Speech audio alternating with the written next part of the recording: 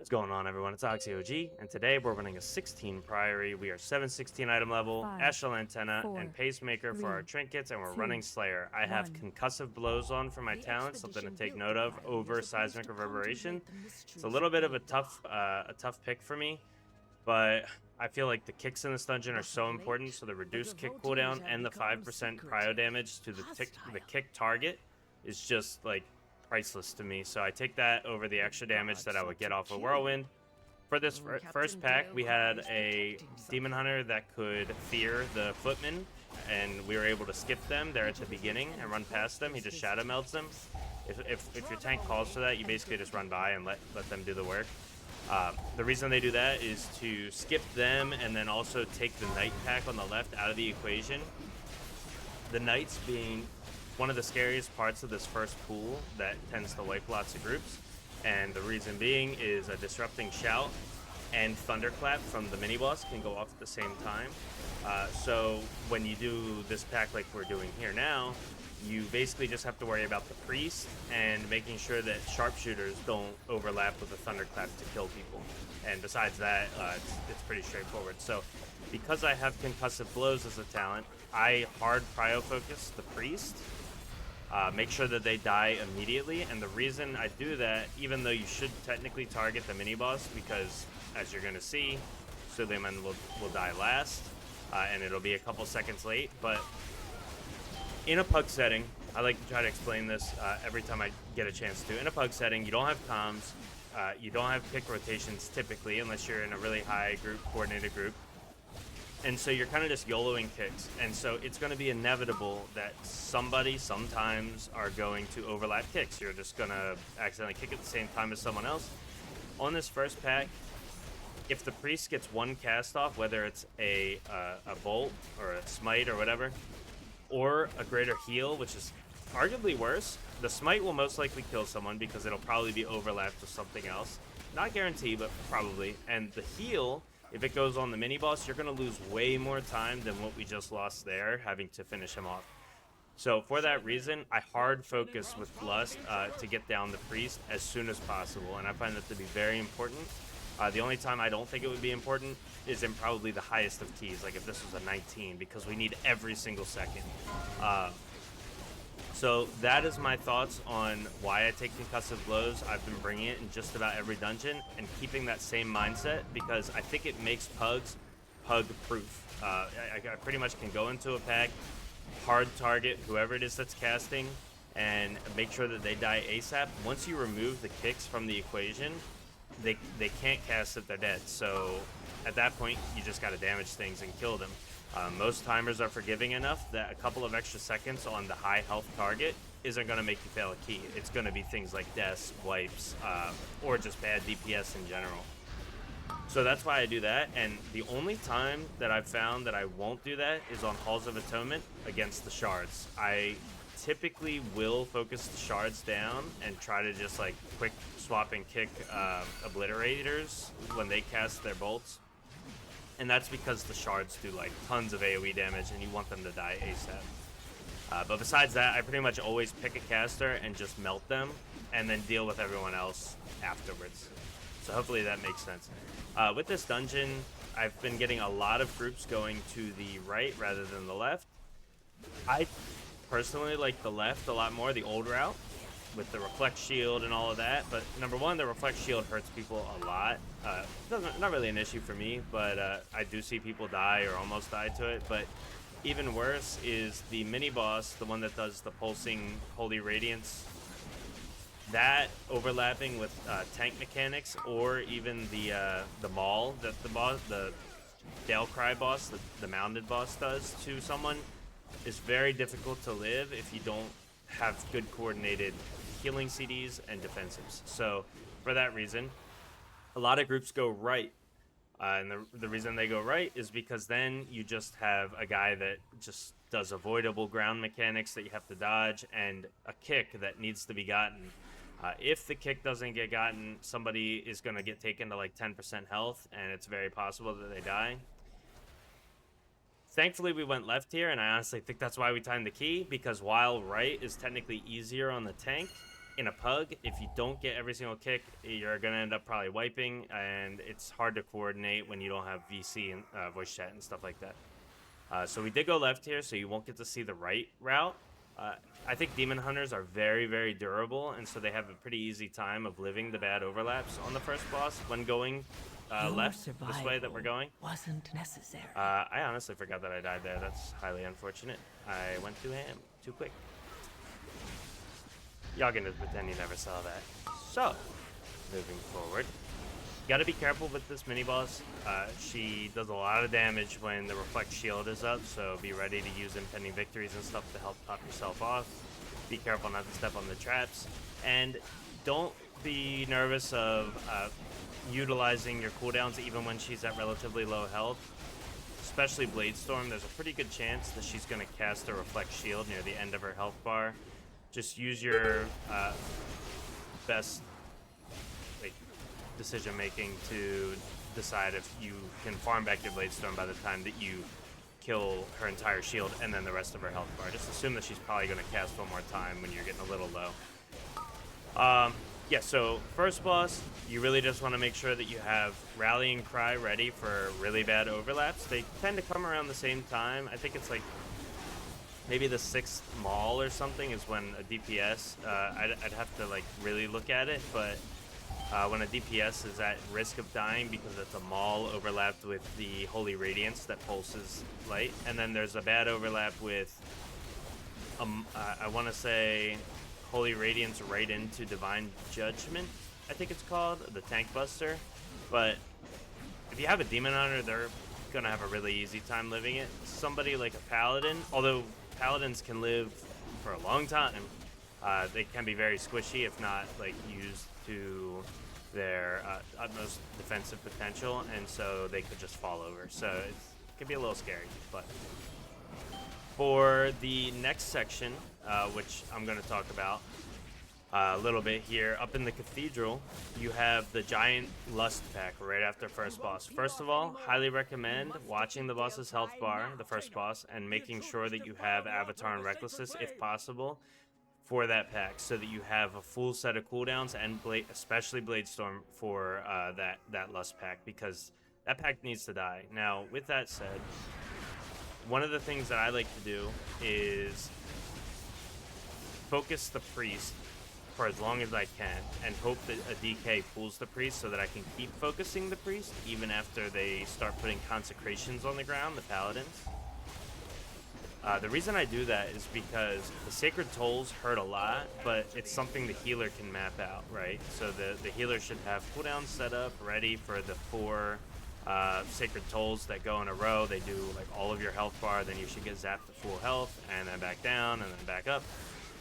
What throws in the anomaly is when a priest gets one of their casts off and hits somebody for half their health, and then a Sacred, especially if it's the healer, and then a Sacred Toll, which, you know, then will obviously kill someone. When the healer has to start improvising like that, or obviously if the healer dies, that's when you run into the wipes. Now, if your healer simply can't keep up, I mean, that's a completely different story, and that's not really something you can help. Just do your part to use Spell Reflex when you can. Use Impending Victories to help top yourself off if you think that a Sacred Toll might be enough to kill you. And obviously, Enraged Regen in like the worst of situations, and a health pot if you feel like you're going to absolutely die. But because I brought Concussive Blows, I try to get the first kick when we lust. Right away, I go in, try to get the first kick on the priest, and just blast on that priest. That's usually my plan. Because once they're out of there, it's really just juggling healing cooldowns to keep everybody up and nuking. Another thing that I've seen a lot of people talk about is the consecrations, like the golden floor lava that the paladins put out. So that does not do damage right away. You'll see I like to stand in them for like a second and a half, it feels like, a pretty decent amount of time, because they don't tick when they get activated until a little bit after. So I see people running out and losing a ton of uptime because they're scared that they're going to get killed by it, and it does do a ton of damage. But you have enough time, if your tank is like slow kiting back and out of them, you have enough time to basically just slow walk it out with your tank. You don't have to get off of the pack like right away. So hopefully that's evidenced by the way that I play it here, but that's how I do that. For the second boss, for Brawn Pike, just make sure that you're spell reflecting every single castigator shield. You don't need it anywhere else. If popping the soaks on that boss is doing a lot of damage to you, you can just pop an impending victory or a health pot or an enrage regen, whatever it is that you need, but save your spell reflect because it's massive damage and it pretty much negates the possibility of you dying like through the whole fight. That fight is a breeze and you can just pump its single target. You can just go crazy on it. And then the like two other things that I want to talk about before I just let the clip roll is at the top of the cathedral, when you first get up to the area that leads up to the last boss, you have like the light spawns, and when those things cast on someone, especially in a key like this level, 16, 17, 15s, the channel that they do on you is absolutely nuts. I mean, it does so much damage. If that gets targeted on you, it's almost a guarantee you are going to need a defensive. Actually, I'm just going to go out and say you're going to need a defensive, absolutely, because there's going to be sacred tolls going off, and hopefully not, but there may be like fire bolts going off and things like that. So you're going to need something. So you need to watch for when that cast goes off, who it's on, and whether you need to rallying cry for somebody to live, or if you yourself need to use a defensive so that you can live. I see that group, like just that area with the light spawns, white people all the time, and it's really scary. Then you have the mini boss who needs to get absolutely nuked. You lust that pack, and that is another one. Like I talked about the shard, how I like to focus the shards down in halls. That is actually another one where I try to just hard focus the mini boss when possible. But he does so much AoE damage that if one cast gets off, it's like GG for whoever it is that gets hit. So it kind of just depends on how the group's been feeling, on whether or not I'm going to focus down the mini boss and cleave everyone else, or if I'm going to focus like a priest and take them out of the equation by kicking them and then go for everyone else. So yeah, it's rough. Also, you just want to make sure any bosses, if you're bringing concussive blows, any bosses that have kicks, you want to try to get them as soon as possible so people don't steal them from you, because they give you a free 5% damage buff, which is very important. So make sure you're keeping that in mind too. Like Dawnbreaker, this dungeon, there's a bunch of them that are really, really good for that. Halls of Atonement, third boss. So I just think that that talent is just very good. For the last boss, when there is a... I want to break this down because I feel like people die here a decent amount of times. When there is a purifying beam that chases you around for the last boss of this dungeon, and at the same time a blinding light, like the one that you have to look away from. So basically you're just kind of like running away from the boss, running away from the beam while looking away from the boss. You're almost guaranteed going to drop in rage, which is going to make you drop your war paint talent. Defensive, which gives you reduced damage. When that happens, you are like very susceptible to being killed by the general AoE pulsing that goes off in that boss. I almost always rally whenever anybody is being targeted by the beam and getting blinding light at the same time. If it's me, I'll pop in rage regen, because besides that, there's not very many places that you can die in that fight. So just something to keep in mind. But yeah, I mean, that's kind of like my Priory overview. This dungeon's hard, man. This dungeon's really, really tough. This is most likely, for each time that you're building up to a resilience level for keys, this is most likely going to be the dungeon that you're trying to tackle last, or one of the last ones. I think it's between this and Floodgate, to be honest. I was happy to finally get a 16. I had gotten half the 17s before I even got the 16 in, so we just had a really good run, even though I kind of goofed on one of our big pools. But I really appreciate everybody for watching. Be sure to check in the Discord, in the description for the Discord link, and like, comment, and sub if you enjoyed the video and want more. I will continue to work on stuff, and I hope you all have a fantastic weekend. Thank you so much for watching. I'm out. Peace.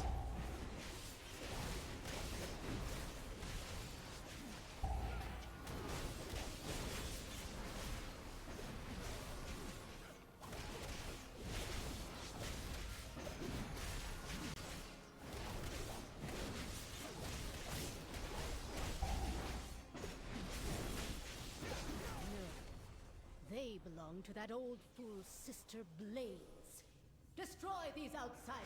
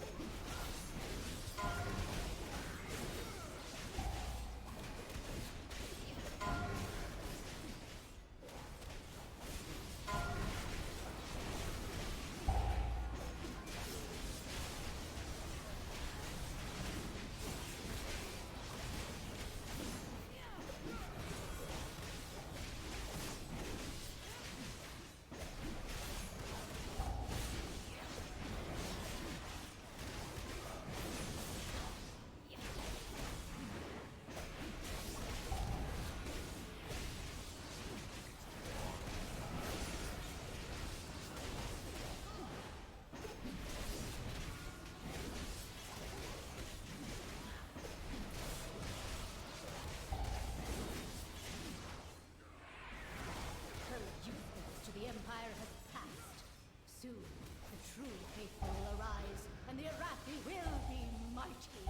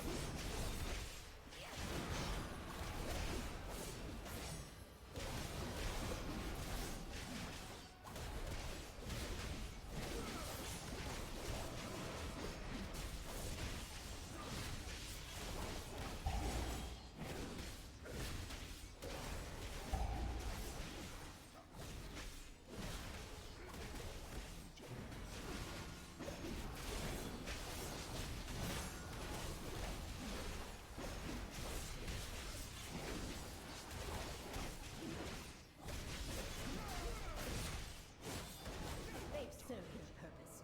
Baron, demonstrate your worth. Those who oppose the Emperor will fall at our feet. By the Emperor's will!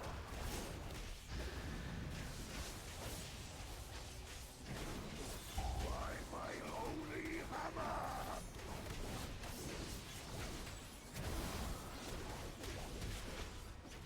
Flame cleanse you!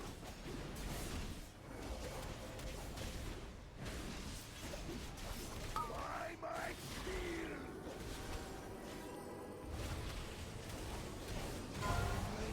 Flames heal me.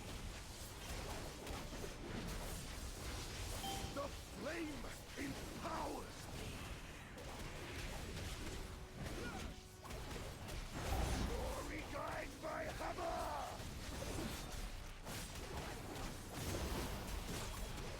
Flame cleanse you!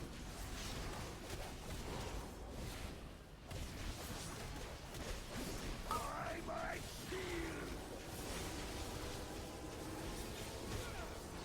By fire, I am healed.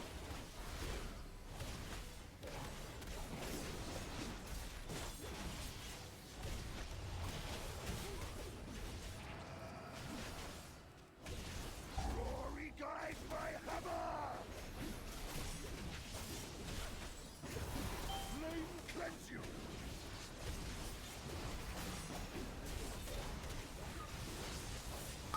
Shielded by flame's light! By fire, I am healed! The flame empowers me!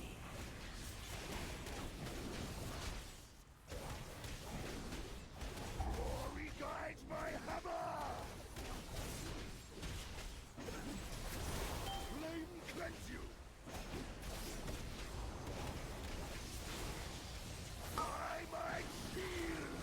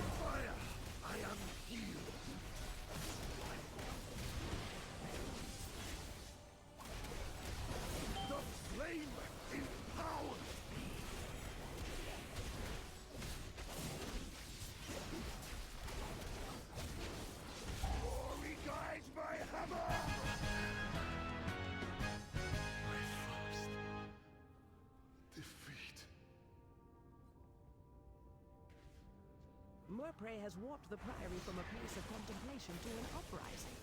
Why?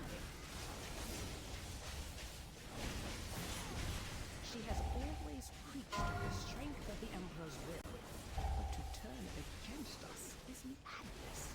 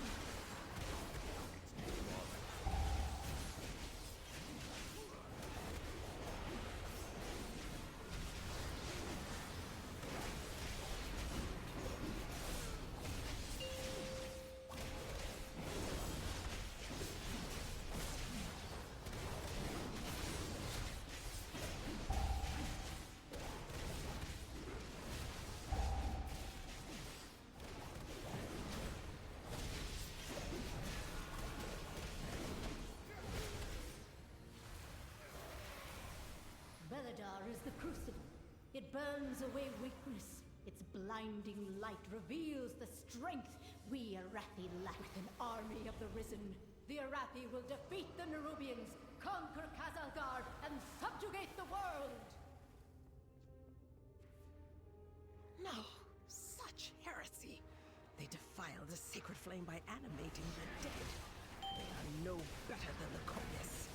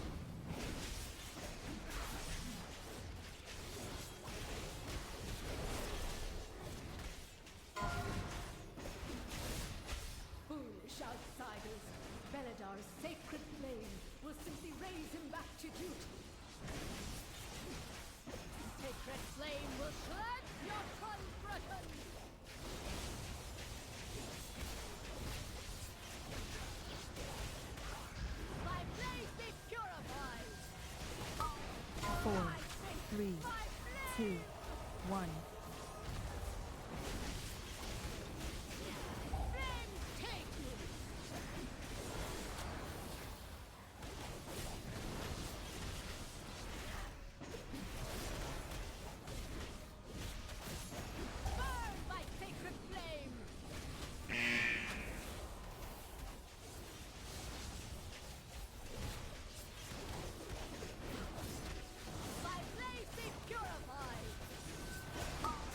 Four, three, two, one.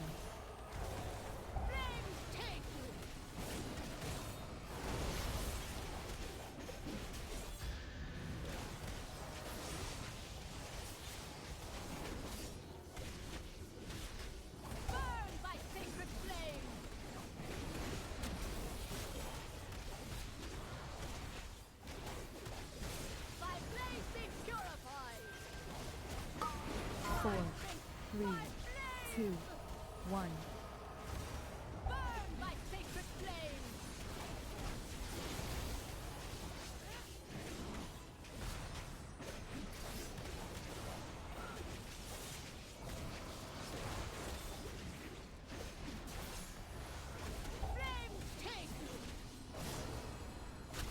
Four, three, two, one. Brothers and sisters, hearken to the flame!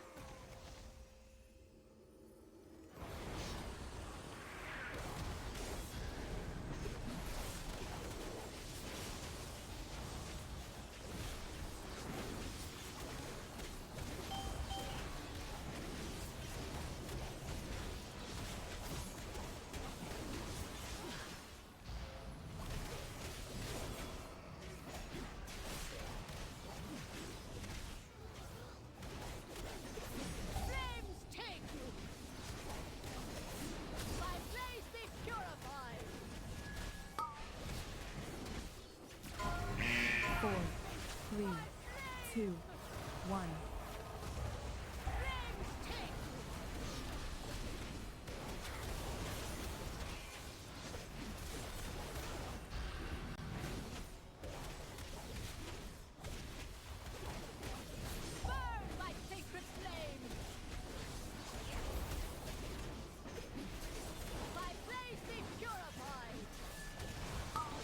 Four, three, two, one.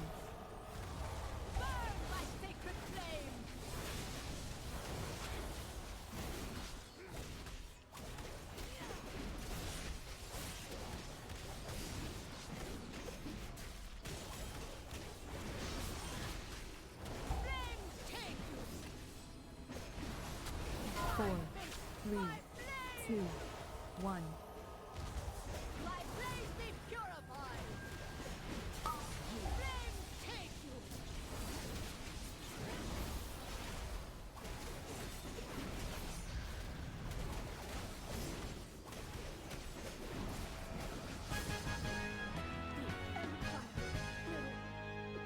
See you burn.